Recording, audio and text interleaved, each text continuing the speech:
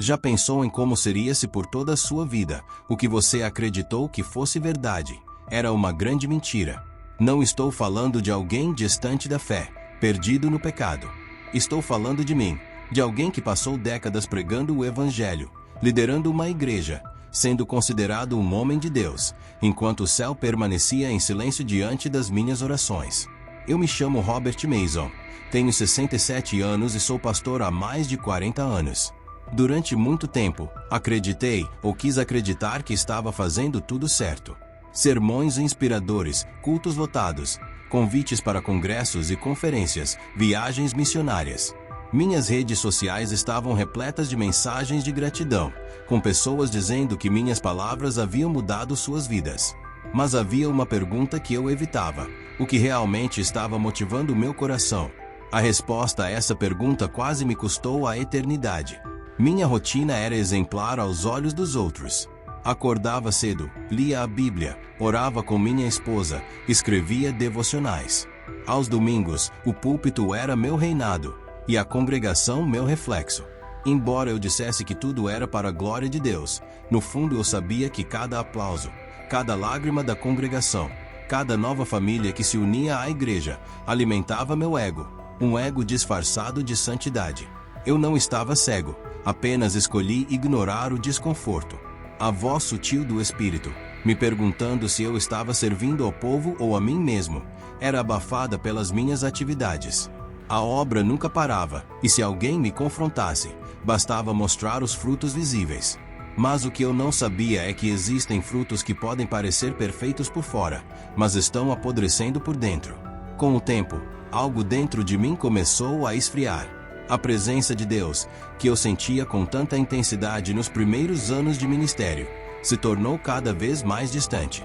Minhas pregações continuavam impactantes, mas eu sabia que não vinham de um lugar secreto, mas de um repertório aprendido. Eu usava o nome de Jesus, mas não tinha mais intimidade com ele. As orações se tornaram automáticas, e os jejuns apenas estratégias para manipular o céu, como se Deus fosse uma máquina de bênçãos e o culto uma vitrine. Mesmo assim, tudo parecia funcionar. A igreja crescia, o povo aplaudia, mas o meu espírito se consumia em silêncio. Eu já não chorava mais na presença de Deus, não me quebrantava com sua palavra. Diante das câmeras, era fácil parecer tocado. A verdade é que eu havia aprendido a representar, a viver de uma imagem de homem de Deus, mas a verdadeira intimidade com Deus havia se perdido. Houve momentos em que o Espírito Santo tentou me chamar de volta. Pessoas se aproximavam com palavras de confronto, sonhos estranhos, sinais disfarçados.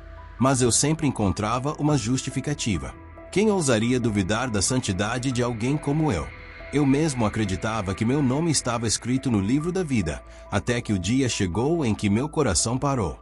Quando isso aconteceu, tudo o que era aparência desmoronou diante de uma única verdade. Eu não estava preparado para o encontro com Jesus. Foi nesse momento que tudo mudou. Lembro claramente da última frase que pronunciei no púlpito naquela noite. Tinha acabado de citar uma passagem conhecida, uma daquelas que arrancam améns da congregação. O auditório aplaudia, alguns choravam, e eu sentia que havia cumprido meu papel perfeitamente. Então sorri, respirei fundo, e foi aí que tudo mudou. Tudo começou com uma dor discreta no peito. Nada demais, pensei. Talvez fosse só cansaço. Mas logo a dor cresceu. O peso no meu tórax tornou-se insuportável. Tentei manter a compostura, mas meu corpo já não obedecia. O microfone escorregou da minha mão, e os rostos diante de mim começaram a se embaralhar. Uma sensação estranha de calor subiu pelo meu pescoço. Meus ouvidos começaram a zumbir, e eu senti como se estivesse sufocando. O salão parecia girar, minhas pernas falharam, e ali diante de todos, caí de joelhos. Algumas pessoas gritaram, outras correram até mim, mas seus sons foram ficando distantes, como se eu estivesse afundando em um lago escuro. A dor física foi substituída por um pavor indescritível. Foi quando percebi, eu estava morrendo. Não sei como descrever essa sensação de perceber que a vida estava escorregando pelos meus dedos. Não é como nos filmes, não há música triste nem flabaques. Só há um silêncio profundo, seguido de um terror que não vem do medo de morrer, mas do medo de descobrir que a morte revela quem você realmente é, meu coração já não batia, mas minha consciência estava alerta. Senti meu corpo desfalecer completamente, até que algo aconteceu.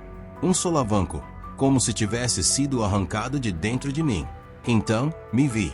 Eu estava acima de tudo, flutuando sobre a plataforma da igreja, olhando para o meu próprio corpo estendido no chão, cercado por irmãos e irmãs tentando me reanimar. Vi minha esposa chorando, meu filho mais velho segurando minha mão e orando em voz alta, mas eu não podia tocá-los nem falar. Eu apenas observava. A cena era mais real do que tudo o que já havia experimentado. De fora do meu corpo, percebi a fragilidade da vida. O nome, a reputação, a aparência, nada disso tem valor diante da eternidade. Pela primeira vez, me vi como realmente era, não o pastor admirado, não o pregador eloquente, mas apenas uma alma diante de algo iminente, algo que eu ainda não compreendia. E a sensação era de um peso esmagador, como se uma balança invisível estivesse sendo ajustada. Eu temia que o resultado não fosse bom. Não havia mais controle, nenhuma agenda, nenhum culto a liderar. Eu era só eu, e o que sentia era uma mistura de vergonha e urgência.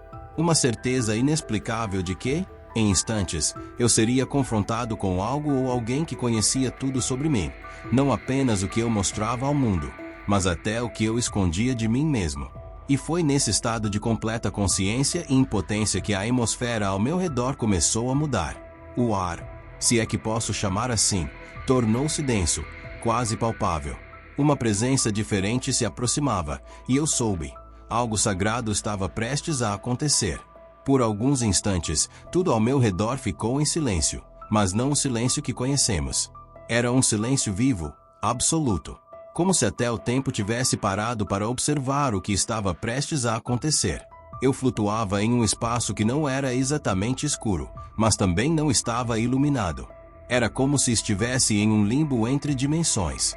A sensação era de suspensão total, nada me tocava, mas ainda assim, sentia que não estava sozinho. Algo ou alguém me observava. Foi então que percebi uma luz se formando à distância. No começo fraca, quase imperceptível, mas logo ela foi se expandindo, como se estivesse respirando. Era uma luz intensa, mas não se assemelhava a nenhuma fonte que eu já conhecia. Não era como o sol, nem como o fogo. Parecia mais uma essência, algo que transcendia qualquer luz natural. À medida que essa luz começou a me atrair, eu não caminhava por minha vontade. Eu era guiado em sua direção, como se meu espírito soubesse exatamente para onde ir. Quanto mais me aproximava, mais eu sentia algo sendo revelado dentro de mim, como se camadas da minha alma estivessem sendo retiradas uma a uma. Vergonha, orgulho, vaidade, tudo isso vinha à tona, e eu não podia mais esconder. Então ele apareceu. Não sei se é possível imaginar o que é ver alguém que você dedicou toda a sua vida pregando sobre, mas sem realmente conhecê-lo de fato. Quando meus olhos espirituais finalmente conseguiram focar no centro daquela luz, vi a silhueta de um homem. Mas não era um homem comum. Era a própria personificação da glória. Seus pés pareciam flutuar sobre algo que não era chão, e ao redor dele havia uma atmosfera que me fazia querer chorar e me esconder ao mesmo tempo. Era Jesus, mas não da forma como costumamos imaginar nos quadros ou filmes. Não havia como descrevê-lo exatamente, pois ele transcende qualquer descrição. Mas posso te garantir que, quando você o vê, não há dúvidas. Sua presença é tão poderosa que a alma reconhece imediatamente seu Criador. Os olhos dele, aqueles olhos penetravam tudo. Não havia passado, presente ou futuro diante daquele olhar. Só existia a verdade, e eu sabia que ele sabia tudo. Por um breve momento, senti o desejo de correr, mas não por medo de punição, e sim por vergonha de estar diante de tamanha santidade.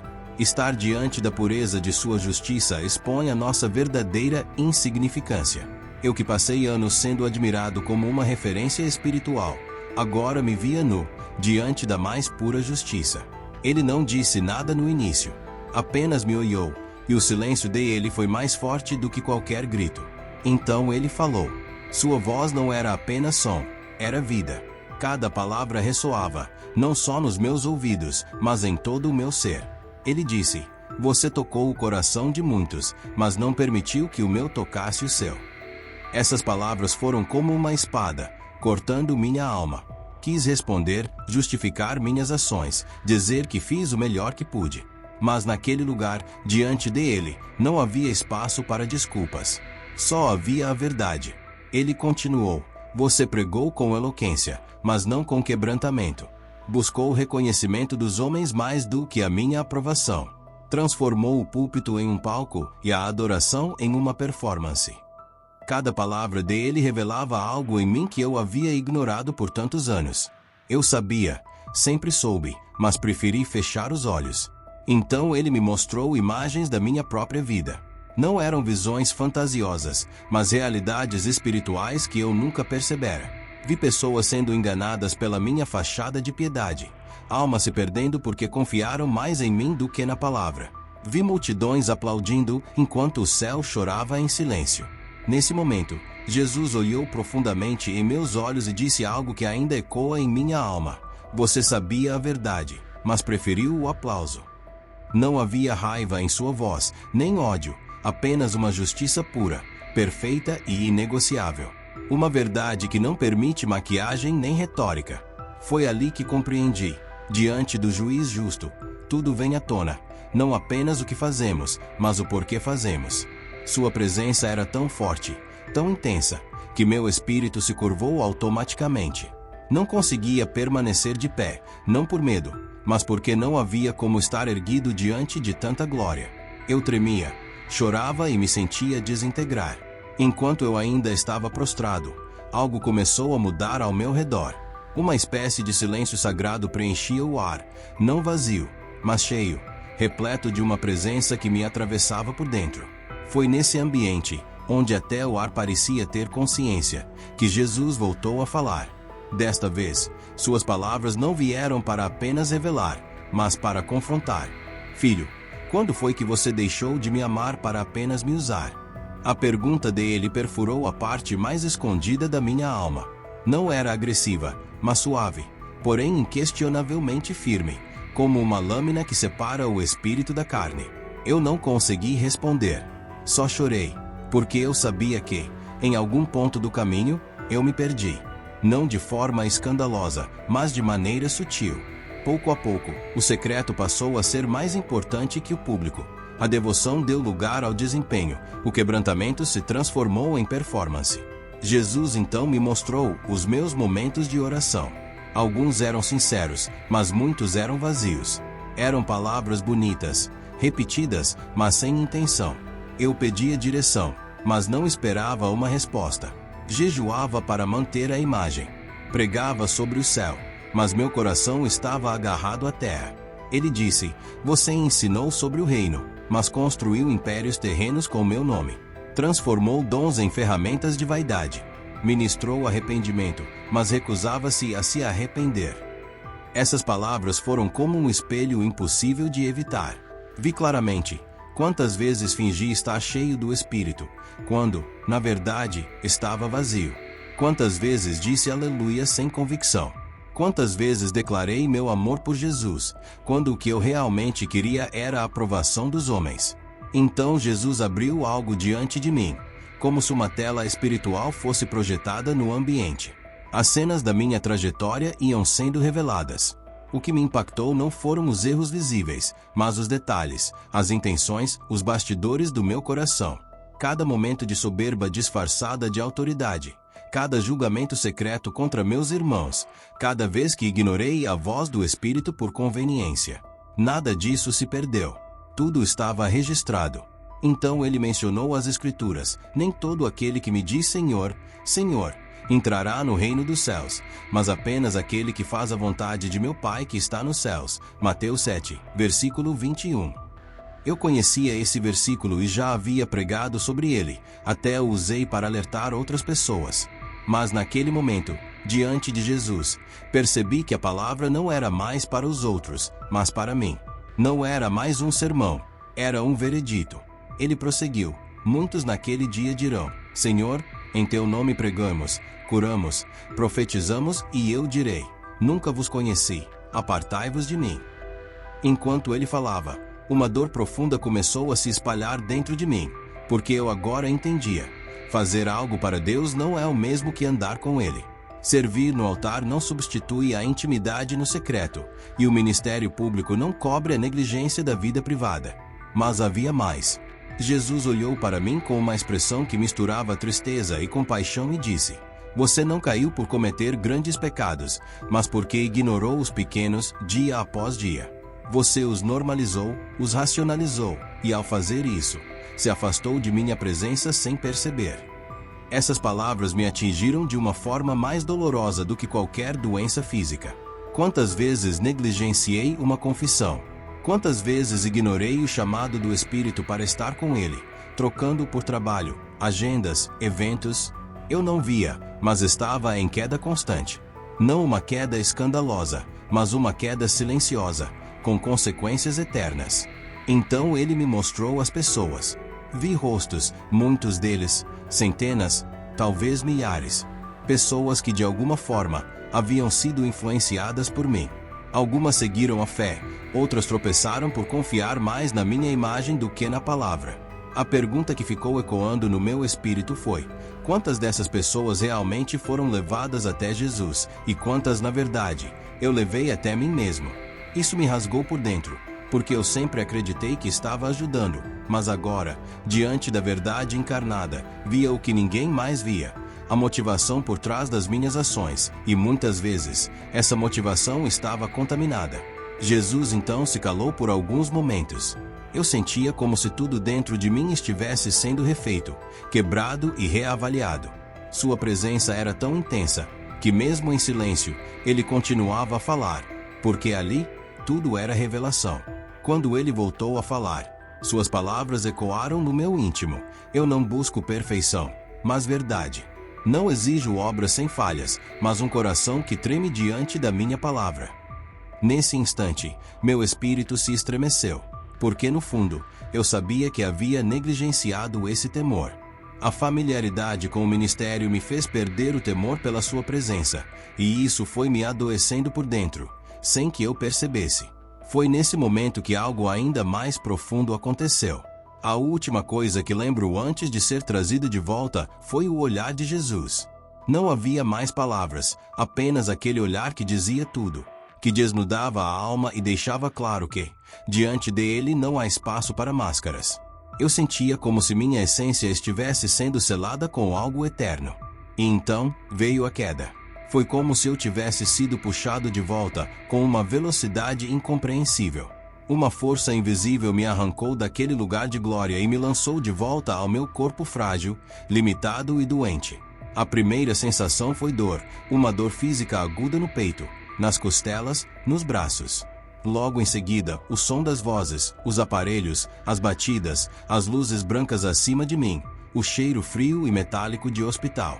Acordei em uma UTI. Mas o pior não foi a dor física.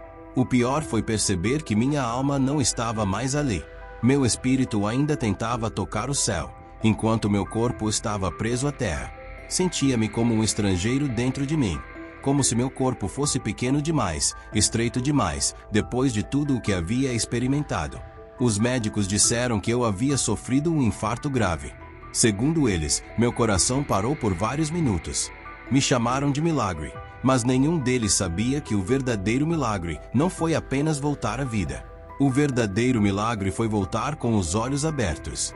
Nos primeiros dias, eu mal conseguia falar, em parte pelo trauma físico, mas também porque algo dentro de mim estava em ruínas. Eu não conseguia mais me encaixar na rotina que antes parecia tão natural. A Bíblia, que sempre esteve ao lado da minha cama, agora queimava em minhas mãos. Os versículos saltavam diante de mim como gritos silenciosos, e tudo parecia gritar a mesma pergunta: e agora? Como seguir vivendo depois de ter estado diante dele? Os enfermeiros pensavam que meu silêncio era efeito do infarto, mas era muito mais do que isso. Eu estava em guerra dentro de mim. Uma guerra entre o homem que eu fui e o homem que eu deveria ter sido. Cada gesto, cada pensamento, cada lembrança me fazia repensar toda a minha história. Quando as visitas começaram a chegar, pastores, amigos, irmãos da igreja, todos com palavras de conforto, orações e sorrisos esperançosos. Ninguém sabia realmente o que tinha acontecido. E eu, por minha vez, não sabia como começar a contar. Como explicar para aqueles que me admiravam que, na verdade, eu estava me perdendo. Como dizer para minha esposa, para minha igreja, para meus filhos, que a imagem que todos tinham de mim era apenas uma fachada bem mantida. Que eu tinha sido confrontado por Jesus, não por causa de escândalos visíveis, mas por pecados invisíveis que cresciam silenciosamente, sem que eu os percebesse. Durante dias, evitei tocar nesse assunto. Dizia apenas que havia tido uma experiência forte, algo que vi do alto, mas aquilo me corroía por dentro. Eu sabia que precisava falar. Sabia que aquela revelação não era só para mim, mas também para outros. Contudo, eu também sabia que, ao abrir a boca, minha reputação poderia nunca mais ser a mesma. Não era o julgamento das pessoas que me aterrorizava, mas o fato de perceber que ainda me importava com o que pensariam de mim, mesmo depois de tudo o que vivi. O orgulho ainda tentava me silenciar. Foi minha esposa quem percebeu primeiro. Certa noite, ela segurou minha mão e disse: "Você não voltou o mesmo, mas isso não é algo ruim. Está doendo porque Deus te quebrou, e Ele vai te reconstruir." Naquele momento, chorei como uma criança. Mas mesmo assim, ao voltar para casa, enfrentei uma segunda morte, a morte do silêncio. Estar rodeado por pessoas que esperavam ouvir testemunhos de vitória e milagres físicos, quando na verdade, tudo o que eu tinha era um alerta espiritual, que ninguém estava preparado para ouvir. Na igreja, todos me tratavam como um sobrevivente, o pastor forte que venceu a morte. Mas a verdade era que a morte me venceu, me expôs, me despojou. E agora, eu precisava decidir. Continuaria fingindo ou pagaria o preço por dizer a verdade? Algumas madrugadas, acordava suando frio, sentindo o peso do chamado dentro de mim. Não era mais um chamado para pregar, mas um chamado para me render, para viver algo que nunca tinha vivido de verdade, um evangelho com o coração quebrantado. Eu tentava escrever sobre o que vi, mas rasgava várias páginas. As palavras sempre pareciam pequenas demais diante da grandiosidade da experiência. E o medo de ser mal interpretado, rejeitado, desacreditado, me acompanhava como uma sombra. Mas eu sabia que não poderia me calar. O que Jesus me mostrou não era só sobre mim, mas sobre milhares de pessoas que vivem como eu vivi, cheias de atividades religiosas, mas vazias de comunhão, com verdades bíblicas na boca, mas distantes do arrependimento genuíno. Eu os conhecia bem, porque eu era um deles. Foi nesse conflito entre o desejo de esquecer e a urgência de alertar que algo começou a se mover dentro de mim. Uma voz silenciosa, mas firme, sussurrava noite após noite: "Você não voltou para continuar, você voltou para mudar." E foi aí que tudo começou a se alinhar. Depois daquele dia, soube que nada poderia ser como antes. Algo dentro de mim tinha morrido, e graças a Deus por isso. Morreu o pastor orgulhoso, morreu o líder que buscava aplausos, o homem que se escondia atrás de um microfone para evitar encarar o vazio dentro de si. Mas ao mesmo tempo, algo novo nasceu. Pela primeira vez em décadas, eu senti o que é ser realmente livre. A verdadeira liberdade não está em fazer o que queremos, mas em nos entregarmos completamente àquele que nos conhece por completo, e ainda assim nos ama o suficiente para nos confrontar. Eu voltei diferente, não apenas por fora, mas por dentro. Voltei com uma consciência viva da eternidade. Voltei com temor, voltei com o coração em ruínas, mas ruínas que finalmente estavam sendo reconstruídas sobre a rocha. Nos meses seguintes, deixei o púlpito de lado, não por medo, mas por respeito. Eu precisava primeiro consertar o altar do meu coração antes de voltar a qualquer altar físico. Passei mais tempo no secreto do que nos palcos. Passei mais tempo ouvindo do que falando. Pela primeira vez, ministrei para uma única audiência: Jesus. Pedi perdão a pessoas, quebrei vaidades, desfiz alianças com aquilo que só me colocava no centro. Comecei a pregar de maneira diferente. Chorei no meio das mensagens, não por emoção manipulada, mas porque agora sentia o peso da eternidade em cada palavra. Não eram mais sermões.